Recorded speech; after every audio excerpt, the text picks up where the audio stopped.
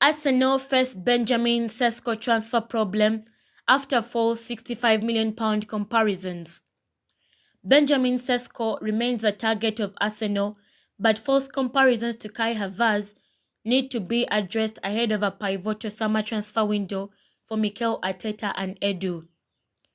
As the transfer window opens, Arsenal have begun their search for a centre-forward, and supporters alike continually look to educate themselves on players that emerge from the links that are reported. One such player is Benjamin Sesko. The 20-year-old Slovenian striker is of interest to the Gunners, and a deal at his £65 million release clause is feasible before the European Championships. It is understood that a decision on Sesko's future is wanted before the Euros, with clubs from across the continent very keen on the RB Leipzig forward.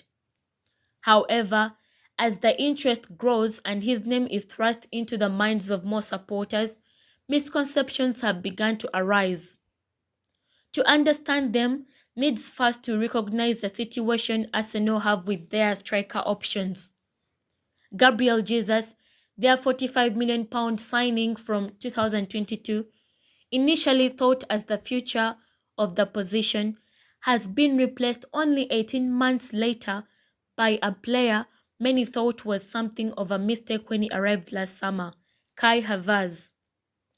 The versatile German has gained more notoriety and appreciation as the season has gone on, thanks to his goals and performances, scoring and assisting in the last North London derby to send Arsenal on their way to the title run-in with Manchester City.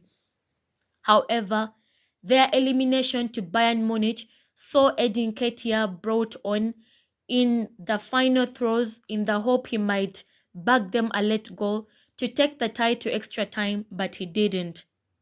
This happened just days prior against Aston Villa in the 0-2 home defeat to Unai Emery's side. Arsenal need better from their options, and Sesko is certainly a player that can provide that. The aforementioned misconception, however, is that with Havertz standing at 6 feet 4 inches and the Slovenian forward slightly taller at 6 feet 5 inches, many have assumed the pair are too similar. Why wouldn't Arsenal go for a player with a greater disparity to what they already have? The answer, that is exactly what they are doing.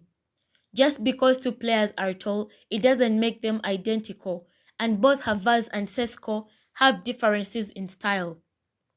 The German is much more of the target man figure when playing in the centre-forward position. He likes to link play, drop into the attacking midfield holes, and play on the shoulder of the last man to win balls and find chances to take shot at goals. Sesko, meanwhile, has shown great potential as a technical centre-forward.